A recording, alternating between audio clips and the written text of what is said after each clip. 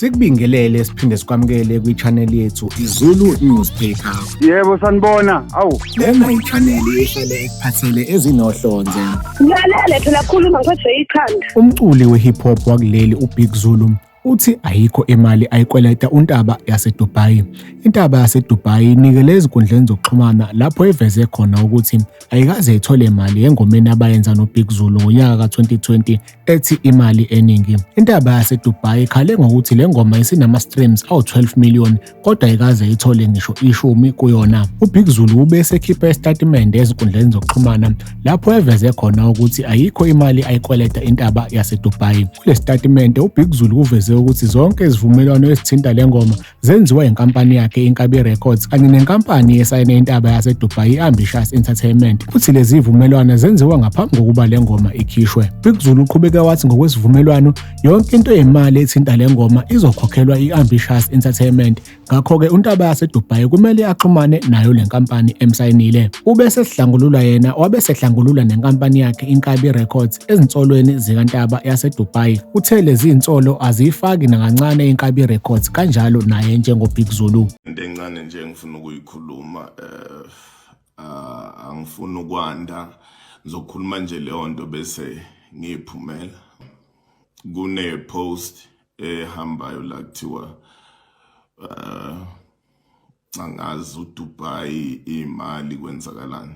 Na into engizoyisho iNkabi Record or uBig Zulu aka owni uDubai ngisho isent elimnyama.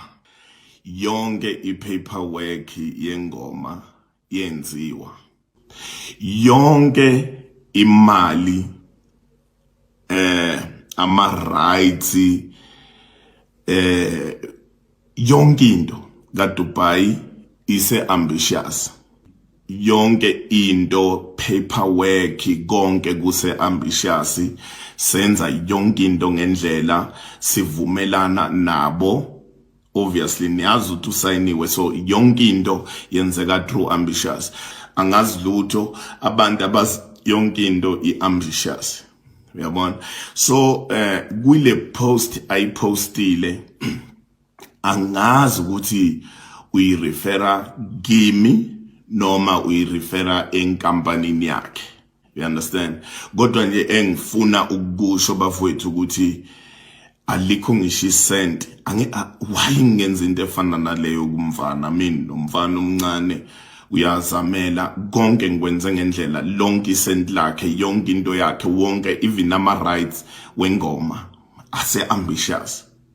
Yonke into ngayihambisa ekhampanini yakhe, yonke into yaba-right, yonke imali engenayo yengoma but nikwi-percent labo ayikho neyodwa, alikho ngisho isent elishodayo. Ngamnika yonke into iAmbitious cause iyona ikhampani ephethe umfana. So zonke izinto zikubona, angazi nix, angimoni ngisho isenti. So ngibone angase kunanabantu aba-attack mina, so ngase ngithi ngicela ukuthi ngikhulume lokhu ukuthi iNkabi Record konke ikwenzile, instead yenze even ukundlulela for umfana. But bengifuna ukusho nje ukuthi umfana asim-own ngisho isenti. Wembukeli ake sikugoqe lapha-ke besikuphathele khona namhlanje, siphinde sikuthembise ukuthi sizolokhu nje seniphakela njalo izindaba ezishisayo lapha kwiZulu Newspaper-ke. Kanti-ke ungakhohlwa ukuthi usubscribe kwi-channel yethu ebese ucindezela unotification bell ukuze sizokwazisa njalo uma kunomfanekiso ofana njengalo esiwufakile. Ake siyibambeni khona lapho bese sithi nje salute.